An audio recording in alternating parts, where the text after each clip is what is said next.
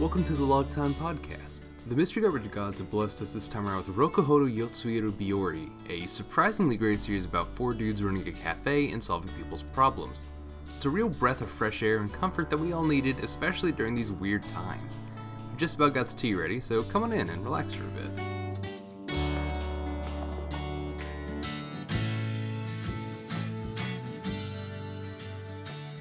Do you ever just randomly get like this urge where like maybe you're in the woods, you see a stick and you're like, oh, I want to snap that, and it's just like building up? I really wanted to scream in the middle of the silence, and I was like, no, why would I do that? Okay, I was sitting here and I was myself. I was sitting here and I was thinking, how exactly is this supposed to be a lead into the podcast? I was thinking, like, what really weird, what kind of angle are you taking, you psychopath? You ever really feel like you want to just kill someone? Anyways, just stop. Just stop. No, we're not doing this. I'm not allowing this to be the intro. Not allowed. Legit though, this show is kind of like, you know, like, shoot, your mom didn't show up for your t-ball game, but then your 4 uncles come up and they're like the loudest people on the bleachers for you. That's what I felt like during this show. It's just 4 incredibly supportive dudes that are just really trying to help people. That's an oddly specific way to describe that, and yet at the same time, I kind of understand the energy you're trying to bring to this by saying that, even though it's like incredibly stupid, like, and I think because it's incredibly stupid, it makes sense. Yep. Because that fits all of these boys to a T. I really tried to find some way to like translate the title of this so we wouldn't just have to keep saying like Yotsuiro Biyori, because like no one ever says that in the show. Yep. And no one ever like says it in the title of it. The most they say is the name of the restaurant. Yeah, but like Google Translate would like never actually do anything. It would keep saying like Yotsuiro good weather or something, and I'm like, I understand it says Yotsuiro. I'm trying to translate Yotsuiro to see what it does different, and it's like, nah. Yeah, even on Mal here it says Yotsuiro Biyori is the English title. Yeah, for the English title, so I'm just like, okay, that's fine, whatever. YB. YB. YB. YB. That's a lot easier. I'm gonna go for that. What I just kind of ended up was I just called it Rokuhoudou just after the restaurant. Yeah, how is that any easier? Rokuhoudou? How is Rokuhoudou harder than Yotsuiro Biyori? It's longer. No, it's not. Yotsuiro Biyori is longer than Rokuhoudou. Okay, you're right. Also, Rokuhoudou is fun to say. It is. You're right. It really rolls off the tongue. Every time they said it in the show, I was just like, ha, Rokuhoudou. I'm so incredibly happy that the Mystery Garbage Gods saw fit to give us this particular show, because especially like this week, I think this show is exactly what I needed. It was like a shot in the arm of pure relaxation. And I really adore this show for that. Because I remember initially rolling it, and I was like, what the fuck is this thing? This looks really boring. And that was a very silly thing for me to say, because I have been shown that I am deeply incorrect in saying that. God, this is such a delightful, relaxing, like, nice slow burn kind of show. And when everything is an absolute dumpster fire right now, I really deeply appreciate shows like this. I went into it and I was thinking that it was just going to be a show where it's like, oh, okay, we're just going to have hot dude eye candy for 12 episodes. And I'm like, I'm fine with that if that's what I want right now. And I mean, technically, that assessment is not necessarily wrong, but it's more like a yes and. Yeah, it's a yes and, because like even in the show, like in the first episode, the character's just like, oh, it's like a hot dude shop. It's like, I guess in her mind, she pictured it as like a like male equivalent to like Hooters. She was just like, oh, okay.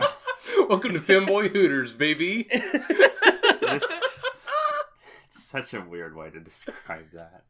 But yeah, yeah, it no, really... yeah, like it's a great show. It's so comfortable, and I love it so much. And I also enjoy that there was actually like a mild bit of story, and um, similar to the Isekai restaurant show. What was that called? Isekai Shokudou. Yeah, Isekai Shokudou. I love how there's this like episode by episode, half episode in this series of just like, this is this customer and they're coming in with these problems and we're going to try and fix them with food and love. Yep. And I was just like, yes. I could not stop thinking about Isekai Shokudou the entire time I was watching this, because, I mean, in a lot of ways, it is doing similar things without the whole, like, you know, fantasy world sort of overlap there. Yeah. And honestly, I really liked the way that it specifically handled it in terms of how, like, Rokuhoudou works in contrast to Isekai Shokudou. Because Isekai Shokudou is a fucking masterpiece. But the thing about Rokuhoudou is that it takes that sense of, like, kind of like you talked about, Kyle, we're focusing on a specific different customer or set of customers and their problems, but we also take a lot of time to have a great deal of character development for our core cast. Yeah. And it does a really good job of, like, establishing them not just as, like, here's hot Megane boy, here's, you know, the, you know, tsundere with the sweet tooth, here's the big dumb himbo, here's the, reserved, long-haired, like, big sis kind of character. And they definitely are all of those things, but they take some time to flesh them out and also develop them alongside the customers whose problems they're solving. Right. And it's a really interesting mix of all of that. And the fact that this is a spring 2018 show, like, I'm astonished I didn't fucking watch this when it was airing. I don't even remember it. I know, like, I would have been really back into, like, religiously watching seasonal anime at this point. Yeah. And somehow this just completely went under my radar. This looks like one of the shows, and I think maybe this is why that might have happened. It looks like one of those shows that you would see in a seasonal chart, and then you would just kind of skip over because the description is lacking and the art is like, oh, well, okay, I guess I know what this is, and then you skip over it, sort of thing. Yeah, yeah, I mean, that makes a lot of we sense. all kind of had the same thought whenever this showed up on our mystery garbage, where we were just like, oh, okay. So I think that like the advertising here is just not working for it. Yeah. I think it's I don't want to say underselling it, but it kind of is. Like, it's misleading, maybe, is the better word.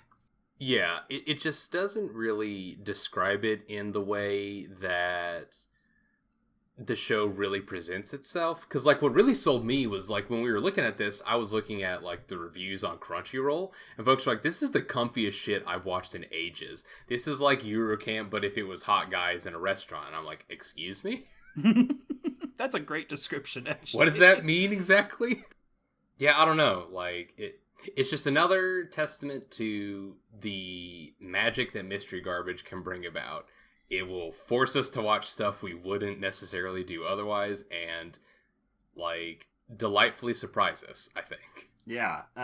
So one thing I really liked about this show, like what you were talking about, was the just the fact, because I kept being reminded of Isekai Shokudou as well. Yeah.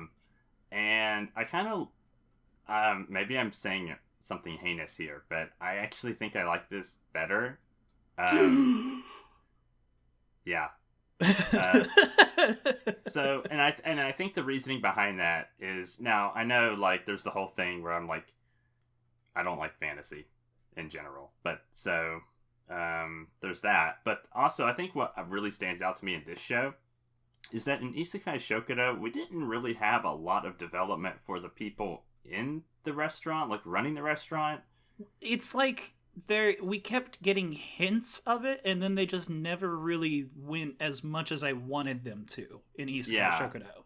Right. And I think this show really has a strength in the fact that it did kind of a similar thing, but it also did develop its, the boys running the restaurant. Like, that's, like, I think that was what really, like, honed me in on this show, was like, wow, like, there's a lot going on. I mean, there's not really a lot going on, but there's a lot, like, of, what am I looking for, camaraderie among them, and it makes it really interesting. Just kind of watching them interact with each other, and that's something we didn't get really in Isekai Shokudou. It was like we were focused on the customers and the problems and the different worlds the customers were from. We didn't really focus on. Yeah. It's definitely, like, I love both shows, but I do agree with you. It's like this one was it's a trade-off. It's like this one I feel like definitely spent more time with the boys than it necessarily did for all of the customers. Whereas Isekai Shokudou was, like, dedicated to the customers. And then the staff, we just only got hints of, like, some actual progression. Yeah, I think it's definitely a different strokes for different folks sort of thing. Yeah, like, yeah. I don't think it's necessarily like, wow, this one's, like, objectively better. But I personally liked the tone of this one better. Mm-hmm. And I liked what they did with it a lot more. But that's something I can only say in retrospect after seeing both shows.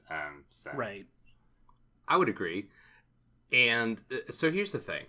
In terms of them being a complete package, like thinking about each show as a whole, and it's wild for me to even say this, but yeah, I think I actually would sooner watch Rokuhoudou again than Isekai Shokudou. Yeah, it's like, which one do you want a season 2 of more? Well, no, it's not even that. Like, neither okay. needs a season 2. I just want them as, these one seasons. They're perfect as they are. Yeah, but so I want a season 2. Well, good for you. But here's the thing. Like, Isekai Shokudou, I think, as a food-centric show, is the clearly superior piece. Because so much of the show, like, yes, a lot of it focuses on the customers, but the prime, like, star of Isekai Shokudou is the food. Like, at all times, we are highlighting the food, the preparation of the food, gosh dang, the and taste of the food, so the texture of the well. food. Yes, exactly. And the visuals. All of it is really centered around the food. All the characters are vehicles for the food. Now, with Rokuhoudou, we actually have, like, this inverse sort of thing. The food is a vehicle for the characters. Because, that's a like, good way to say it. Yeah, because in each particular episode, we see these different characters and these customers and these patrons of Rokuhoudou coming into the store, and as they experience the food, the tea, the desserts, the main dishes, they are kind of, unveiling layers of themselves, of the world around them, through experiencing the food. And so, while in Isekai Shokudou, the whole point is to see the spectacle of them enjoying the food for the sake of the food, the patrons in Rokuhoudou are experiencing the food, and in doing so, they are, coming to reveal and understand more of themselves and share that with us as the viewers.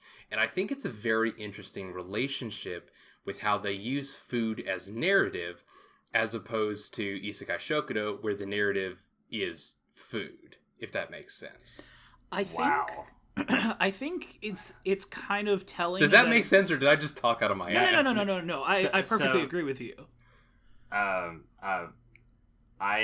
just really amazed that you managed to articulate that in such a detailed way, because you're right. Really love food shows. You're right, but I never thought about it like that, and that's really interesting. I think it's very telling of the difference between the two shows, because this might be inaccurate because it's been a bit, but this show, the episode titles are the episode titles, and typically they're talking about the situation that's going to arise. Like, for instance, one of the mini arcs is called "She's Never Been to the Rokuhoudou." Yeah. Whereas in Isekai Shokudou, this is the part that I'm iffy on. I think each episode and each segment was actually named after the dish. That's correct. They are. Every episode is divided into 2 separate dishes. Yeah. Oh. Yep. And I think that's really the nail in the coffin for exactly what you said. Like, that's what their focus was. Yeah, that's a really good observation, actually. I didn't even think about that, but you're right. Bringing that up, again, that's just one other way to show that the focus is not the characters or the story. It's, again, everything is a vehicle for gorgeous fucking food. And if that's what you're in the mood for, again, there's no contest. You have to go for Isekai Shokudou. Right. But if you're looking for a whole, like, interesting, cohesive narrative where it uses food as a vehicle to tell stories, Rokuhoudou is definitely the correct choice here. And I just love how specifically it doesn't just develop the patrons, but you also see how the food acts as a vehicle to develop our core cast as well. Yeah. Because, I mean, like, every single character has an episode or so where we kind of delve into at least a minor degree of their background and how their relationship with food or with the restaurant kind of affected their trajectory as a person. Like, I still think about the episode where Gure, our dumbass Italian boy that became, you know, an espresso god in Japan, had this whole thing where he was a delinquent, but his life was essentially saved from ruin because some old grumpy Italian dude gave him some espresso and had him work at his store. And it's so interesting to see how that food and that drink intersected into his life in such a specific way that it brought him to Rokuhoudou eventually. Also, shoutouts to having somebody that's like non-native Japanese and they're not blonde. You're so right, though. You're absolutely right. Didn't even think about that. But When I saw that it was like his past was like growing up on the streets in Italy, I was just like, dude, fuck yeah, he ain't blonde. I mean, he has the blue eyes. They couldn't get away from that. But as a brief interjection, I'm looking at the characters, like the list here on my anime list, and it's really fucking me up that his actual name is Gregorio Valentino. What? And I'm like, excuse me? They never addressed this once in the show. You're telling me Gure's name is just a shortening of Gregorio? Hello? I don't think they ever fucking said his name. No, they didn't. Anyway, it doesn't matter. Zach, I think that it would be really interesting to revisit your old article that was talking about Isekai Shokudou and that other show. And like Isekai Shokudou and Food Wars and some other shit. Yeah, and with context of this, I don't know if anything would really change, but I think comparing all those different shows, it would be interesting. It's interesting, but the fact of the matter is, like, it's so different, and it would be a comparative measure, because, like, the reason I liked my initial post with that is because Isekai Shokudou and Shokugeki no Soma both worked in the way that, like, you know, the narrative is trying to make the food front and center. Yes, there's a lot of character development in both, well, in primarily Shokugeki no Soma, but again, the whole thing is that the food is at the forefront here. And while Rokuhoudou does, again, focus on food and drink and things like that, again, it's still very much a character-driven drama that uses food as, like, a vehicle and excuse for character development. So while I think it would be an interesting comparison, I don't necessarily think that it's, like, an avenue that necessarily needs to be retread. I don't feel like it adds a lot there. I was also thinking of the other show that you mentioned, where it was like, I think it actually took place in Italy or something like that, and it was Ristorante Paradiso. Yeah. Yeah, it's all right. Oh, okay. Well, never mind. it's okay.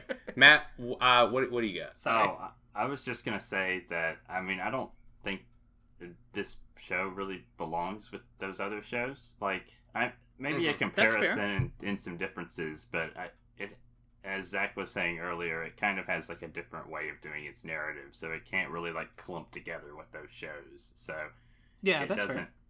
It doesn't really work the same way. Yeah, because the thing is, like, if you wanted to approach it as, like, if you wanted to categorize it as, like, a food show, quote unquote, you could, because everyone works in some degree of, like, food and drink and such. And I mean, like, yeah, you could put it in there. But kind of as Matt is mentioning here, the fact of the matter is, like, it's not trying to do the same thing as these other shows are. Like, the food is for sure a spectacle. But again, it's always presented in such a way that it's trying to uncover something about the characters that are interacting with the food. this seems a little bit more similar to maybe the Case Files of Jeweler Richard, maybe. Yes, yes. Yeah.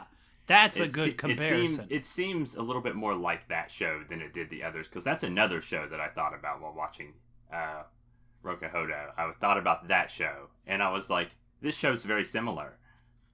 No, I would definitely agree with that, actually, because, again, it is kind of working with this idea that it is very much a character-driven drama sort of show, but it is using a kind of, like, unrelated medium as the vehicle to explore that. Right. Because, exactly. like, yes, Yeah. you could theoretically say it's a show about gemstones, but it's not really. It's a show about people and about human character drama that is facilitated through the use of gemstones as a vehicle. Right. So yeah, very much so. Like Rokuhoudou does kind of the same thing. You know, it's a character-driven drama that is well, I wouldn't even say it's character-driven drama. It is a character-driven, like, slice of life sort of show that looks to examine the human experience through the lens and the vehicle of using food to explore that kind of thing. Mm-hmm.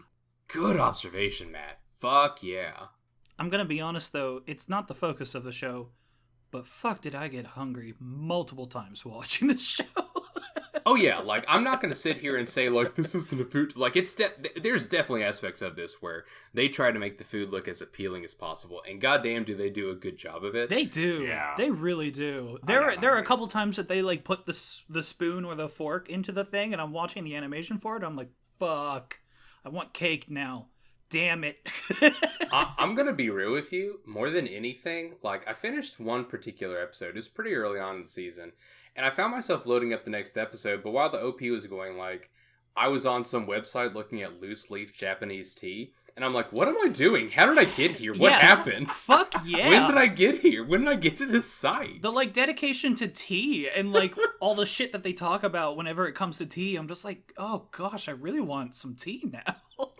Yeah, despite the fact that the food is not the focus of the show, it still does a really incredible job of making it a consistently enticing focal point of the show. And I really, like, I'm stunned by that. Because, like, yeah, obviously it's still a focus, but man, despite the fact that they don't spend, like, anywhere near as much time, like, analyzing it as you would in, like, Shokugeki no Soma or, you know, Isekai Shokudou, they still spend enough time on it so that you are really engaging with it in some really tactile way. Ooh. Right. And it's stunningly good. Ooh, and also, I think in comparison to something like Food Wars, the monologuing, where they monologue about the food, is actually all within context of the show. Anytime that somebody monologues, it's because their waiter or the chef is there, and they wanting to say, this is what I like about it. Or,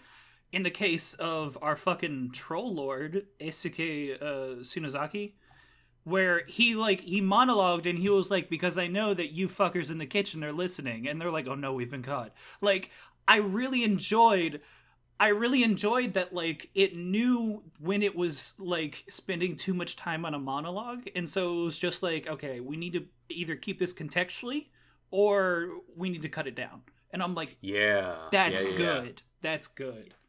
Yeah, and I think that's a good point to make. Like, everything is, again, very contextual. Like, nothing feels weirdly out of place. Like, no one feels like they have a weird food fetish and they're just going to go for hours about this dish. It all contextually makes sense because, like, you know, customers spend a little bit of time talking about what they like, and that's great. Yeah. But everyone else talks about things that specifically they have expertise and experience with. Because, like, you know, again, that fucking gremlin Tsunezaki, you know, is a master patissier. And he talks at length about certain things because that's literally his job. Yeah, And that's his that's life. kind of how everyone else approaches this. And it's really nice to get that and think, like, oh, this isn't just some dumbass being weird. Like, of course they would actually talk like this. This doesn't feel like I am painfully aware that I'm watching an anime. Yeah, Right. like, for instance, a great example, I think, is a comparison of Tsunezaki that monologues on the food because that's his life, compared to, I don't remember the woman, like, her name or anything, but the one that gets the tomato pasta sausage dish. The Napolitan. the Neapolitan, and like she eats it and she's like, oh, this is delicious as you'd expect, and then she goes into a story about how her mother used to make this for her all the time, and it's just like, oh my, oh, that's so sweet. That's such a great thing in comparison to like something like Food Wars, where literally everyone talks for like 15 minutes about the food. Yeah, and again, a lot of it comes down to like context, because Food Wars Shokugeki no Soma is at its core a shonen battle anime. So of course they're going to fucking monologue ad nauseum about their special moves, which in that case is the different foods. And it's supposed to be a large spectacle.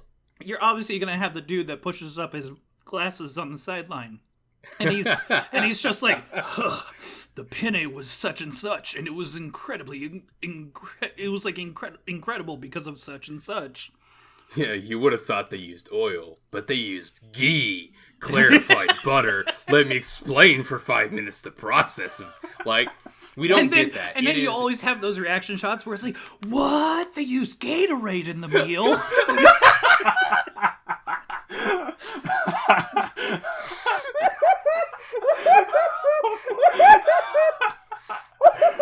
Oh my god. Where did that come from? I've been watching a lot of Hachima cooking things. So. Oh my god. Please stop, I'm gonna die on podcast. Please stop. Oh god. Oh my god. Okay. But yes, basically, yes, I agree. It's very... Ooh, okay, I need to say... It is great that everyone speaks for a comfortable, normal length about food in this show, and it just feels like we're peering into the lives of normal-ass people experiencing some really fucking great food that might trigger some kind of, nostalgia for them. Yeah. Or some kind of personal growth. Yeah. Oh, I did it. I didn't die. Be proud of me. Oh, also, I wanted to shout out, because they did something similar to Isekai Shokudou that I actually really liked in this anime, which is... You keep saying Shokudou, and it's Shokudou, and I'm gonna kill you. Son of a bitch. I'm sorry. The only thing that I have to go on is that I typed into Google Isekai restaurant show, so I don't have the name in front of me. Oh my gosh. Yeah, Isekai Shokudou. Thank you. That one of the things that I really liked about that show that they did in this one was this idea that as the episodes go on, the patrons pile up in the show, and you actually see the same characters coming back to the restaurant. And I'm like, man, that feels good. Yeah, that shit hit me right good. Especially whenever... That's heartwarming as fuck. Especially whenever we start to get, like, multiple episodes about some of those characters. Like, for instance, the pottery class. Mm-hmm. And I was like, that's fucking good. Also, it hurt a little bit in the last episode because that old lady that was in the pottery class, and then she moved away, and then you see the pottery class sitting in the 4-seat table, and one of them is missing, and I'm like, oh. Yeah. Oh no. It's really astonishing how, like, again, yeah, and, like, again, to keep going back to Isekai Shokudou, it's nice to see the rest of the cast there at different points in time. It's like, oh, cool, yeah. But with this, you see older patrons returning, and you also still, even just in, like, tiny moments, see them continue to grow and develop as characters. Yeah. Because, like, in the very last episode, where they had the kind of New Year's Eve party, we had, like, that overworked businessman guy. And he's hanging out like with in the his elders. early 20s. Yeah, exactly. Yeah. He's like, yeah, I would have spent time alone, but now this has brought me together with other people, and I'm fucking loving this shit. And I'm like, oh my god, buddy, I'm so fucking happy for you. I thought you were gonna work yourself until you die, but you've made friends, and I'm so happy for you. Gosh, yeah, I absolutely loved that. Very good. That I immediately saw that, like, that scene, I had the exact same reaction as you did. I was just like, fuck yeah, this dude. Yeah. I don't know. I feel like I could gush forever about all the ways that, like, Rokuhoudou manages to be an incredibly, like, fun and sweet and heartwarming show that also makes me really hungry. And like, I just, there's so much that I love about the show and so many small details that make this so intensely. I went through this in like 2 days. Oh, dude, I did. It was very easy to watch, and it wasn't boring at all. I was really shocked about that too. Yeah, because like I was astonished by how quickly each episode went by. Like, I figured, that this was going to be like a slow, comfy show, but no. Like, I mean, it just went, and I was like, that was really an episode? Are you serious? Yeah, what do you mean it's over already? I can't necessarily define what it was about the pacing, but it was just like episodes would just end, and then the credits would roll up and I'd be like, oh, well, I guess I'll watch another. It's great. Mm-hmm. Matt? Oh, yeah.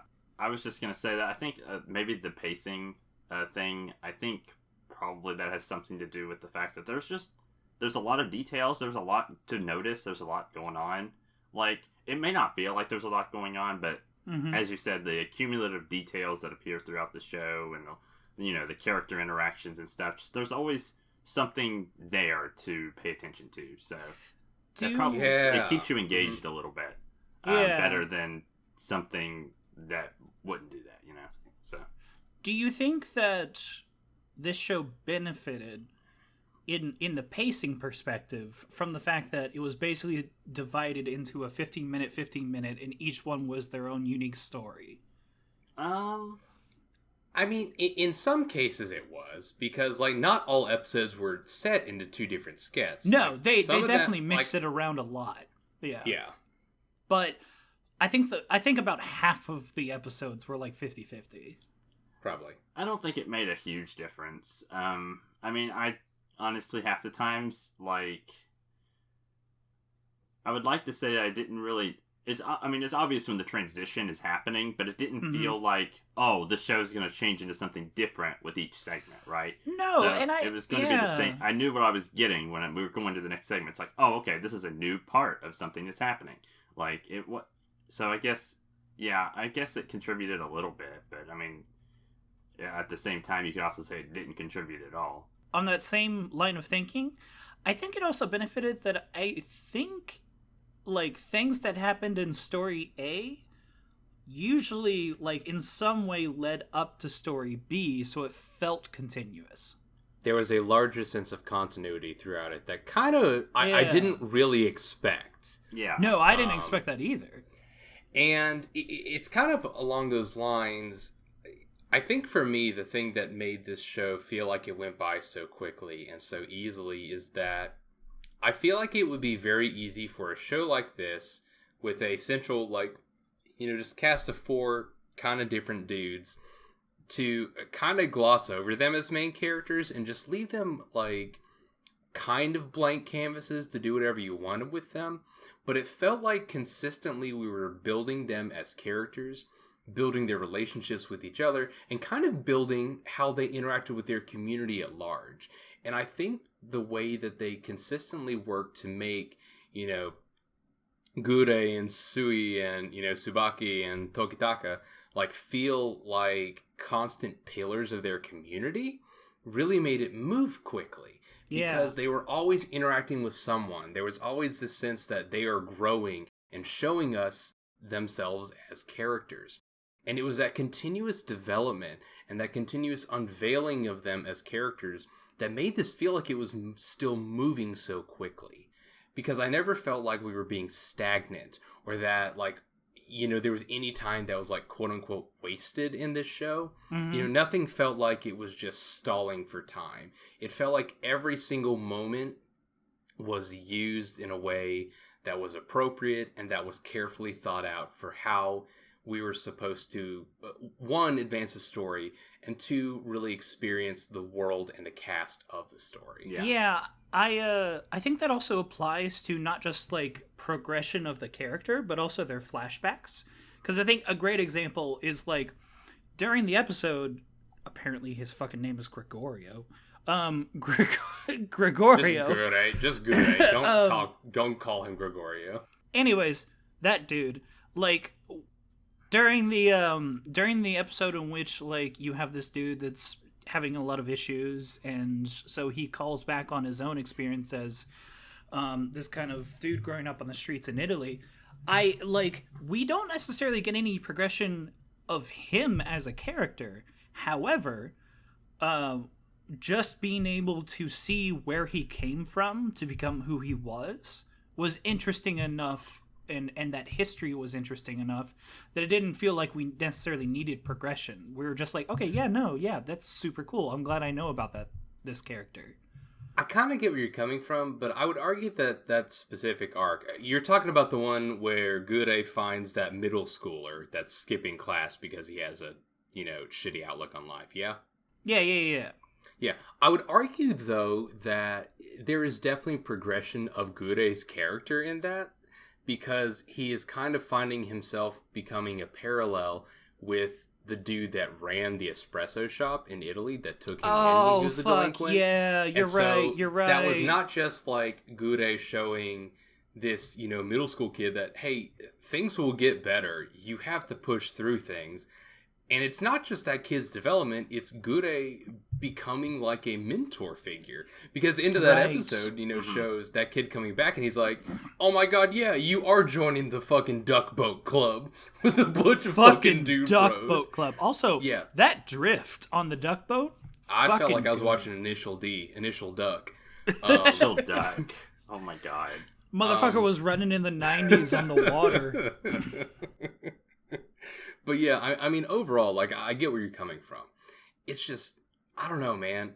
I didn't expect this show to be as, I don't know, in-depth and as consistent in its character development as it ended up being. Like, I'm consistently astonished by this show. Yeah. The only real quip I have with this show, the only qualm I have with it, is that the whole thing between Sui and his brother goes fucking nowhere, and it feels like very out of left field. Like, it feels like they tease this thing between, like, him and his estranged twin brother. Yeah, they also never explain it either.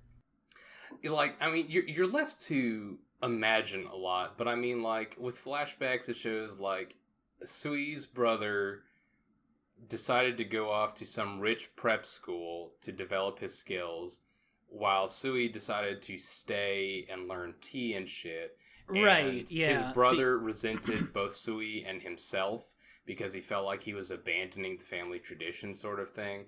And I feel as though they could have probably done some more with that if they'd taken, like, one more episode with it. But the whole thing of, like, hey, I fixed your broken teacup. Let's have one cup of tea together. Okay, cool. Brother says, I'm never coming back here again, and that's the last thing he says to Sui.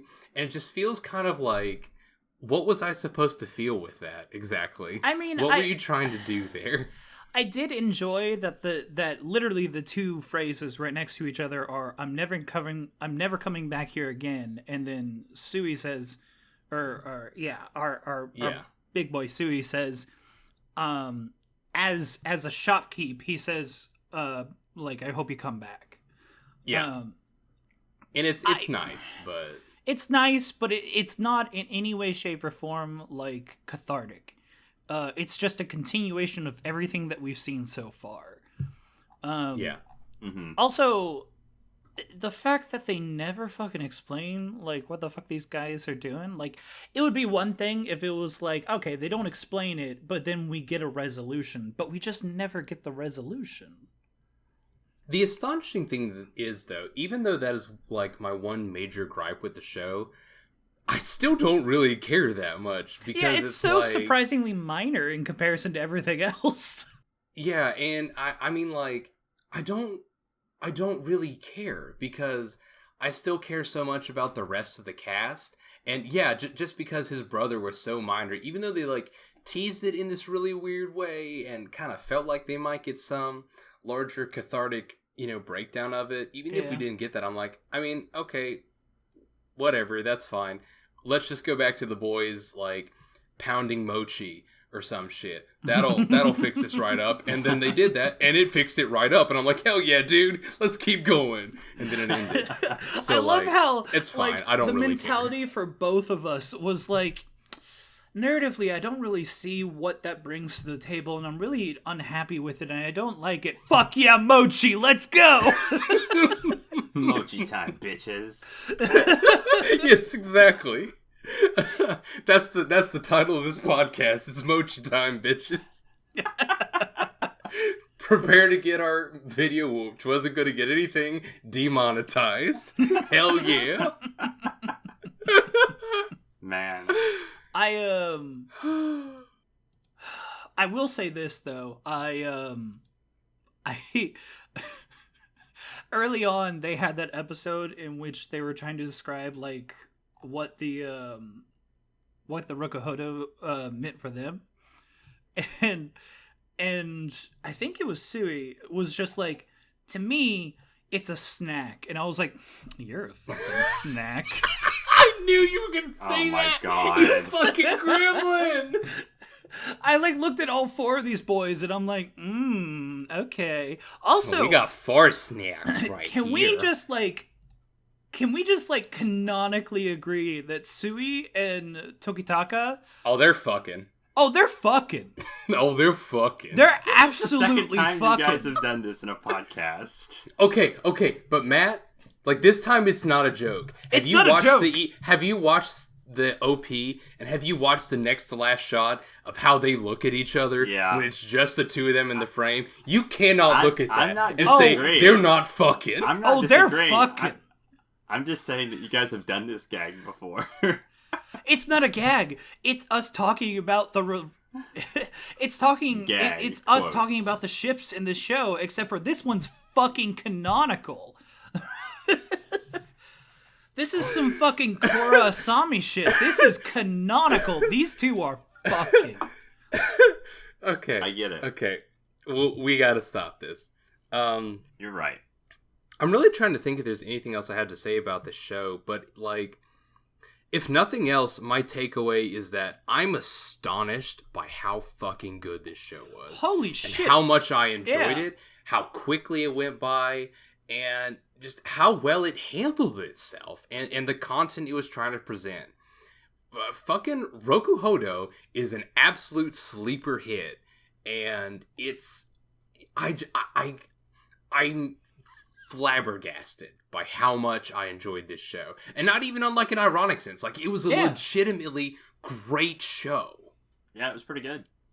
Like, For somebody that wants to watch it like after this podcast, it's also so fucking easy to watch. I watched 7 episodes straight, and I was just like, holy fuck, I'm 7 episodes in? Oh damn, I better go to bed.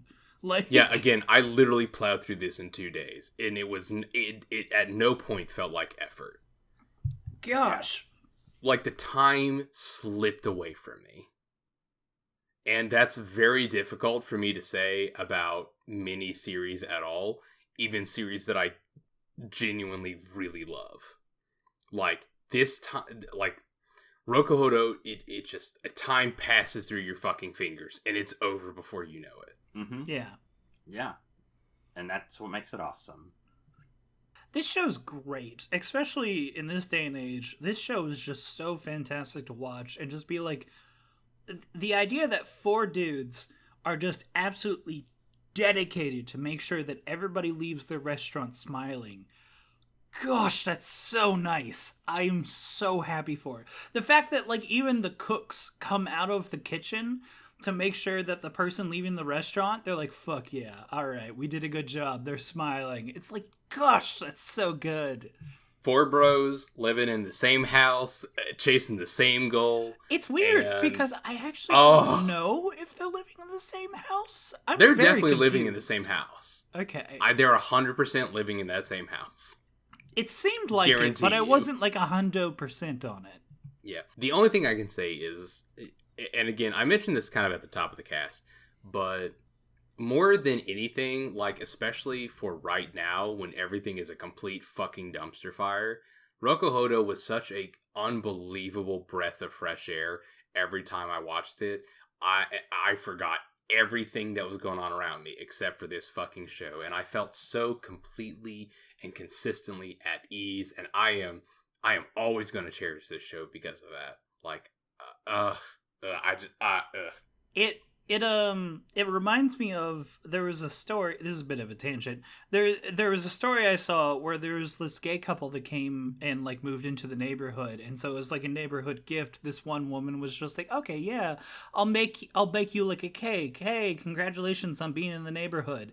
And then they just one-upped them every fucking time.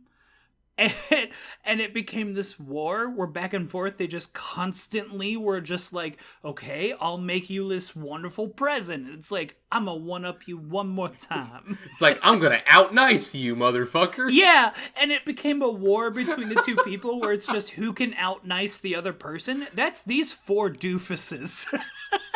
Yeah, it kind of does give off that vibe. It's like, I'm gonna nice the shit out of you. Pretty much. Gosh. Pretty much, yeah. It's a great show. Everybody should go watch this if they have time and they want to get some comfort. Yeah, that's the thing. If you are looking for something to just kind of sink into for a little bit and to just really take the edge off, I can't think of another show in recent memory that does it quite as well as this. So if you need that in your life right now, absolutely 100% check out Rokuhoudou. You will not be disappointed. Has a nice, comfy atmosphere, and there's a lot to it, surprisingly. Yes, sir. Surprisingly, yes, sir. Yeah. Well, gang, I think that's it. I am really fucking hungry after talking about this. I think I want to go grab something sweet. So I'm going to go do that. You guys can stick around if you want, but I'm getting the hell out of here. Okay. All right. We'll see everybody next time. Yeah. Thanks for stopping in, y'all. Take care. Bye. Bye.